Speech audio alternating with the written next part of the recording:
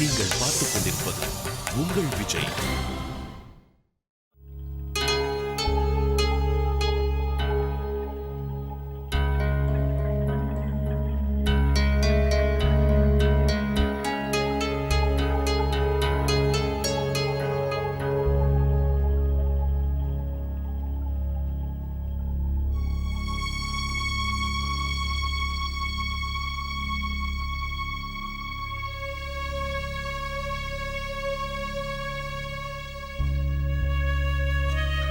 போதுமா, வேண்டாம்.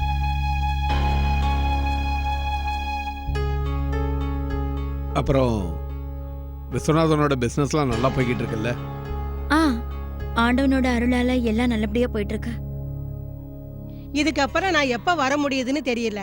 அதுக்காக தான் உங்க எல்லாரையும் பார்த்துட்டு போகலான்னு வந்தேன். எங்க தரப்புல ஏதாவது தப்பு நடந்திருந்தா தயவு செஞ்சு மன்னிச்சிடுங்க. அப்படிலாம் இல்லைங்க, நீங்க அப்படி சொல்லக்கூடாது. நீங்க வயசுல பெரியவங்க. எங்க அர்ச்சனாவை நல்லபடியா பாத்துக்கங்க. ரொம்ப சாந்தமான பொண்ணு அவ. அடுத்தவங்களை சந்தோஷப்படுத்தி அதுல சந்தோஷப்படுறவ என் பொண்ணு. இந்த வீடு நல்லா இருக்கணும்ங்கறத ரொம்ப அக்கறை.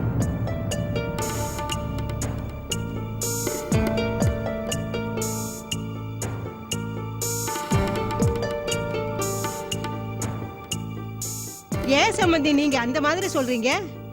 அர்ச்சனா ஏதாவது தப்பு பண்ணிட்டாளா? அத நீங்க உங்க பொண்ணுகிட்டயே கேளுங்க.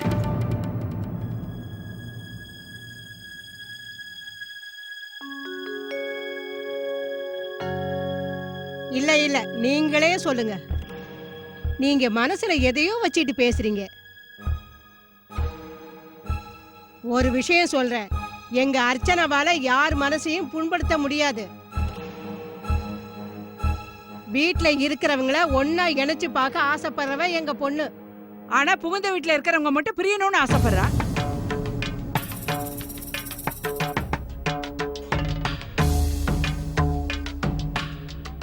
உங்க பொண்ணு நந்தினிக்கு அந்த பையனை கல்யாணம் பண்ணிக்கணும்னு சொல்லி ஊக்கப்படுத்தி இருக்கா. அவனுக்கு இவளுக்கும் எந்த பொருத்தமும் கிடையாது.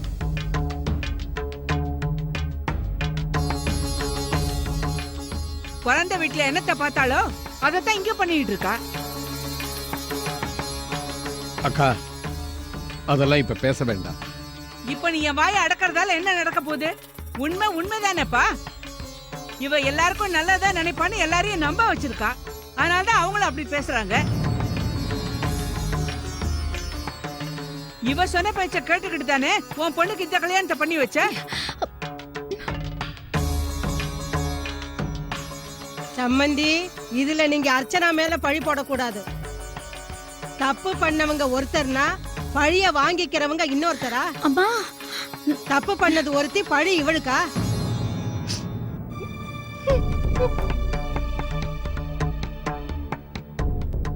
என் பேத்திய பத்தி எனக்கு தெரியும். அவ வாயில்லா பூச்சி. நானும் வந்ததுல இருந்து பாத்துக்கிட்டு தான் இருக்கேன் இந்த வாயிலா பூச்சி. அக்கா, நானும் உங்களை விட நிறைய உலகம் பார்த்திருக்கேன் சம்பந்தி. என் பேத்திய பத்தி எனக்கு நல்லாவே தெரியும். அவளை பத்தி குறை சொல்றத ஒரு வார்த்தை கூட நான் கேட்க மாட்டேன். தப்பு பண்ணதை யார் தான் ஒத்துக்கிட்டு இருந்திருக்காங்க? ஒண்ணுக்கு நல்லது கெட்டது சொல்லி கொடுத்திருந்தீங்கன்னா அவ அந்த பையனை கல்யாணம் பண்ணிக்கிறேன்னு சொன்னப்போ அதை தடுத்து இருப்பா. இந்த வீட்டு மருமகளை அவ கடமை அவ நிறைவேற்றி இருக்கணும்.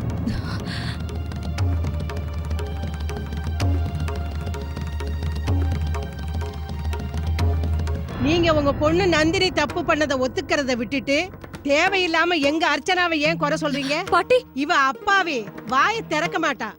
ஆனா நான் இவளுக்கு பாட்டிமா. தயவு செஞ்சு எல்லாரும் மன்னிச்சிடுங்க. எங்க அம்மா சார்பா உங்க எல்லார்கிட்டயும் நான் மன்னிப்பு கேட்டுக்கிறேன். பொண்ணை கொடுத்த புகுந்த வீட்டுக்கு வந்து அவங்க மேலேயே குறை சொல்றீங்களா? இல்ல இல்ல, அப்படி இல்லைங்க. அக்கா, நான் உங்களை கெஞ்சி கேட்டுக்கிறேன், இந்த விஷயத்தை இதோட விட்டுருங்க.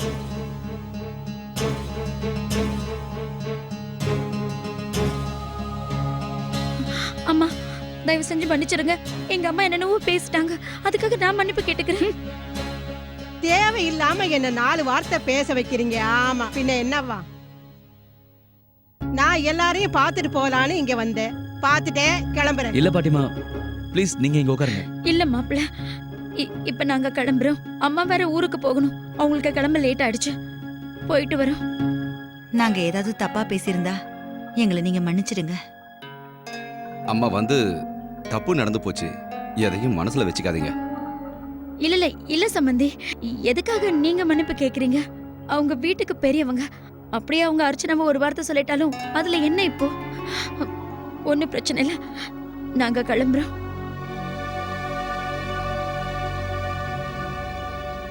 சரி அர்ச்சனா, அப்ப நான் கிளம்புறேன்.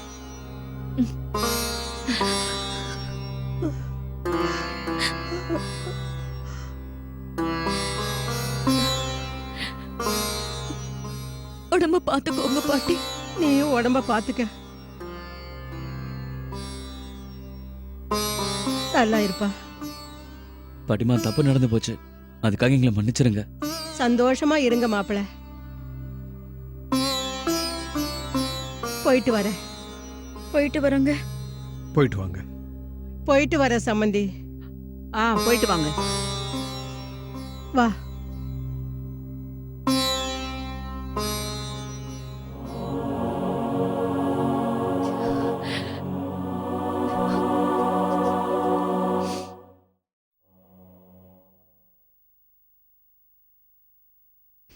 அம்மா, அவங்க கேட்ட மாதிரியே சமைச்சு ரெடி பண்ணி வச்சிருக்கேன்.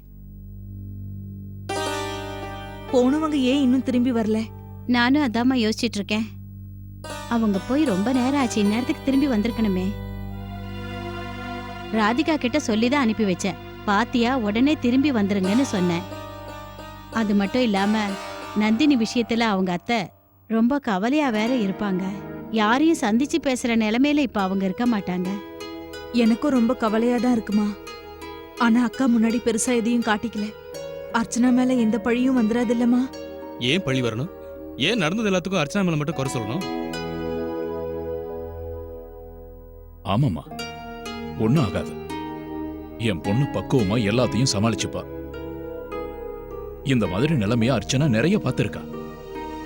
காலப்போக்கில் எல்லாத்தையும் அவளே கத்துக்கிட்டா. இந்த முறையும் அவளே எல்லாத்தையும் சமாளிச்சுப்பா. ஆமா பாட்டி, அப்பா சொல்றது ரொம்ப கரெக்ட். அம்மா வந்துட்டாங்க.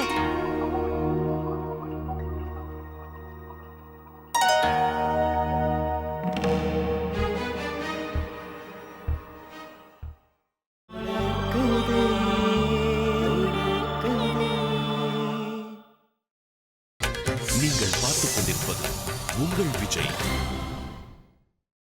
அவங்க நம்ம எல்லார்கிட்டயும் சொல்லிட்டு போக தான் வந்தாங்க. இப்ப மனசு வேதனையோட போறாங்க. இது வரைக்கும் இந்த வீட்டுல இந்த மாதிரி நடந்ததே இல்லை. நான் தான் கொஞ்சம் பொறுமையா இருந்திருக்கணும். மனசுல அமைதி இல்ல, அதான் கோவமா பேசிட்டேன். என்ன பண்றது, என்னால கட்டுப்படுத்திக்க முடியல. வீடு தேடி வந்தவங்க எதிரியா இருந்தாலும் அவங்களுக்கு மரியாதை கொடுக்கணும். என்ன மன்னிச்சிருப்பா தம்பி. இப்ப மன்னிப்பு கேட்டு என்ன பிரயோஜனம்? அவங்க தான் தப்பா நினைச்சிட்டு போயிட்டாங்கல்ல.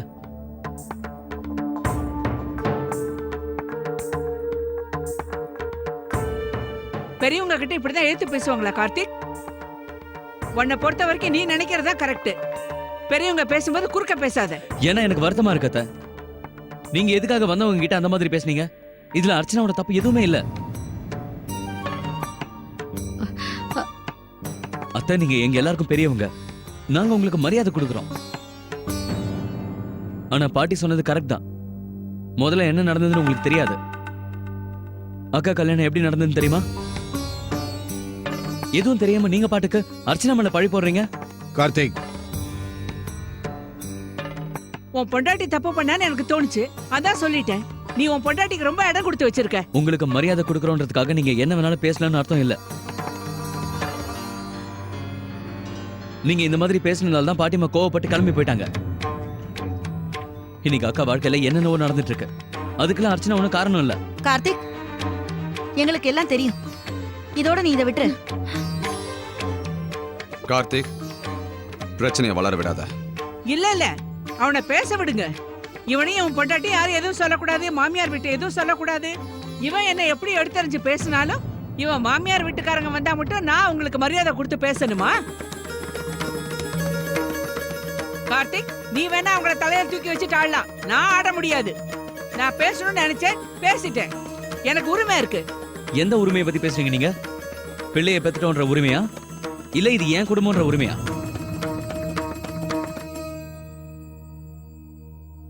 ஆமா கார்த்திக், தன்னோட குடும்பங்கிற உரிமை நீ சொல்றது கரெக்ட் தான்.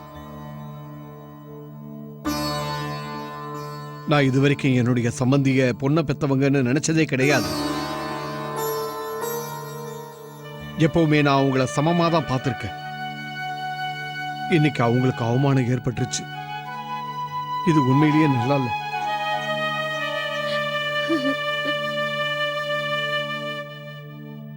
அத்தை, நீங்க அவங்க கிட்ட மன்னிப்பு கேட்கணும்.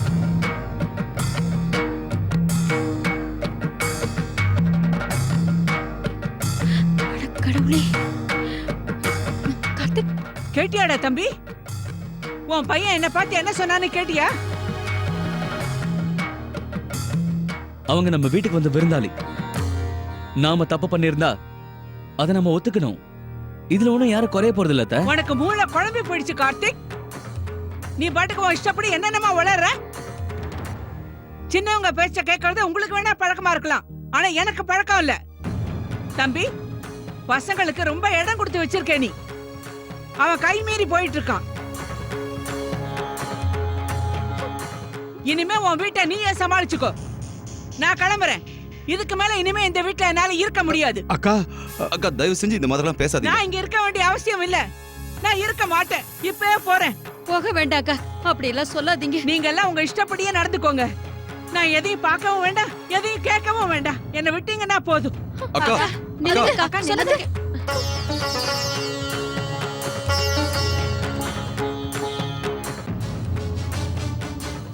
அக்கா, அந்த மாதிரி பேசாதீங்க அக்கா. நான் சொல்றத கேளுங்க. போதும் தம்பி. 4 நாள் உன் வீட்ல நிம்மதியா இருக்கலான்னு வந்தேன். பொண்ணுங்களுக்கு அதிகமா உரிமை கொடுத்துட்டா சாஸ்திரம், சம்பிரதாயம், பழக்க வழக்கம் எல்லாத்தையும் மறந்துடுவாங்க.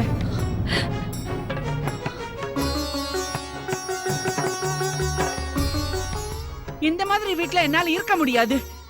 நல்லா வளர்ந்த இந்த கண்ணால பார்த்துட்டு நீ அழியறத என்னால பார்க்க முடியாது. அக்கா போக விடாம தடுங்க. அண்ணா நீங்க வருத்தப்படாதீங்க. அக்கா ஏதோ கோபத்துல அப்படி பேசுறாங்க. அவங்கள நாங்க போக விட மாட்டோம். இல்ல ராஜசேகர், அவங்க நிக்க மாட்டாங்க. இல்லங்க, நாங்க அவங்க கிட்ட போய் பேசுறோம். ஆமா, எல்லாருமே சேர்ந்து போய் அவங்க கிட்ட பேசலாம். யாராவது போய் சமாதானப்படுத்துங்க. அவங்க கோபத்தை கண்ட்ரோல் பண்ணுங்க. என்னங்க, நீங்க கவலைப்படாதீங்க. வா சாந்தி, நாம போய் பேசலாம். வா. வாங்க வாங்க.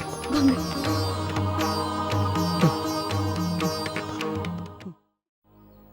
நல்லா இருப்பா. எப்பவும் சந்தோஷமா இருங்க. இத பாருங்க மாப்பிள்ள, எப்பவும் கவலைப்படுற என் பொண்ணோட கவலை அதிகமாயிடுச்சு. இனிமே நீங்க தான் அவளை பத்திரமா பாத்துக்கணும். ஆ, சரிங்கம்மா, நல்லா பாத்துக்கிறேன். சீக்கிரம் நீங்களும் திரும்பி வந்துருங்க. நீங்க இங்க இருந்தாதான் வீட்டுல ஒரு கலையே வருது. அது எனக்கே தெரியும் மாப்பிள்ள.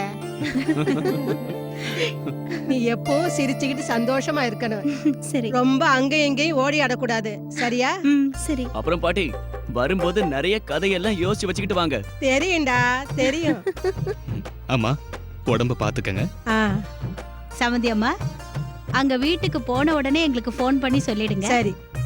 ஆமாம்மா. அம்மா, உங்க ஆரோக்கியத்தை பாத்துக்கங்கம்மா. பாத்துக்கிறம்மா. நீயும் கவலைப்படுறத கொஞ்சம் குறைச்சிக்க. சந்தோஷமா இரு, என்ன? டேய் சூர்யா, என்ன டைமுக்கு கூட்டிட்டு போய் விடுறதா இருக்கியா இல்லையா? வாங்க பாட்டி. பாத்துமா. ஒரு நிமிஷம் இருங்க. வாங்க உட்காருங்க. பார்த்து மெதுவா. பலா போலாம். மாத்திரை மருந்தெல்லாம் ஒழுங்கா சாப்பிடுங்கம்மா. நீங்க எல்லாரும் சந்தோஷமா இருங்க. தேவையில்லாம எதுக்கும் கவலைப்படாதீங்க. ராதிகா, வாமா. என்னாச்சுமா? அர்ச்சனா வீட்ல இருந்து நீங்க வந்ததுல இருந்தே ரொம்ப டென்ஷனாவே இருக்கீங்க.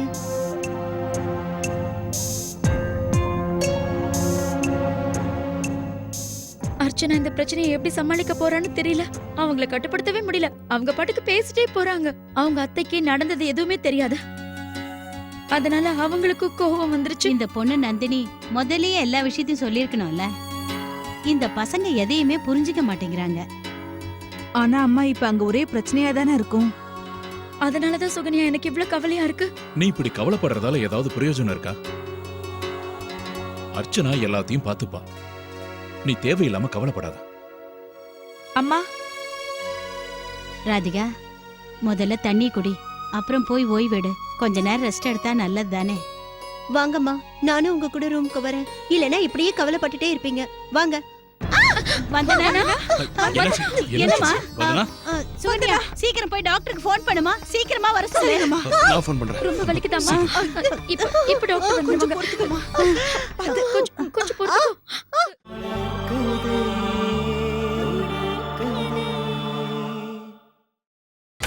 நீங்கள் பார்த்துக் கொண்டிருப்பது உங்கள் விஜய். அக்கா அக்கா பசங்க ஏதோ தெரியாம பேசிட்டாங்க, அவங்கள மன்னிச்சிருங்க. உங்களை எல்லாம் பார்க்கணும்னு வந்தேன், பார்த்துட்டேன், கிளம்புறேன். அக்கா, எவ்வளவு வருஷம் கழிச்சு என் கூட இருக்கணும்னு வந்திருக்கீங்க. இன்னும் கொஞ்ச நாள் இருந்துட்டு போங்கக்கா. நீங்க திடீர்னு கிளம்பிட்டா என் மனசு வேதனைப்படும். நான் திரும்பி வரேன்பா. எனக்கு அங்க மட்டும் என்ன இருக்கு? மனச தளர விடாத தம்பி. ஆனா எதுக்காக நீங்க இப்ப உடனே கிளம்பணும்? ஆமாக்கா, நீங்க இப்படி போறது சரியில்லை. இப்படிதான் தம்பிய பார்க்கணும்னு நான் பாட்டுக்கு திடீர்னு ஊர்ல இருந்து கிளம்பி வந்துட்டேன். உங்களுக்கு ஒரு லெட்டர் கூட போடாம வந்துட்டேன் பாத்தியா? இப்ப அதே மாதிரி உடனே ஊருக்கு போகணும் போல இருக்கு. நான் அந்த காலத்து மனுஷிப்பா. போறதுக்கு முன்னாடி ஒண்ணு மட்டும் சொல்லணும்னு நினைக்கிறேன். பசங்க அவசரப்பட்டு என்ன வேணாலும் பண்ணிடலாம். ஆனா காலம் போக போகத்தான் அது சரியா தப்பான்னு தெரியும்.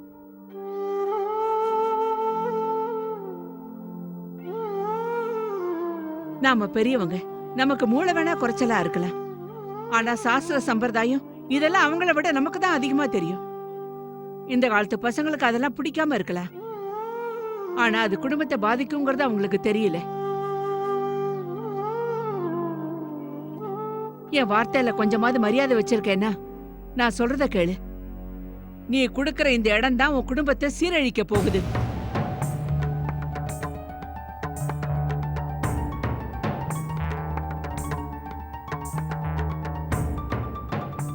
போலா ராஜசேகர், இதுக்கு மேல இத பத்தி வாக்குவாதம் பண்ண வேண்டாம். ஏத்துக்கிறதும் ஏத்துக்காதும் உங்க இஷ்டம். அத்தை, அத்தை, நான் பண்ண தப்புக்காக நீங்க எதுக்காக மத்தவங்களுக்கு எல்லாம் தண்டனை கொடுக்கறீங்க? நந்தினி, இவங்களுக்கு தண்டனை கொடுக்க நான் யாரு? உன்னை பத்தி தான் எனக்கு கவலையா இருக்கும். நம்ம வீட்டு பொண்ணு மாமியார் வீட்டுல குடும்பம் நடத்தலையேன்னு எனக்கு அதிர்ச்சியா இருக்கு. திரும்ப பிறந்த வீட்டுக்கு வந்துட்டேன். திரும்பி போயிடுமா? அத்தை,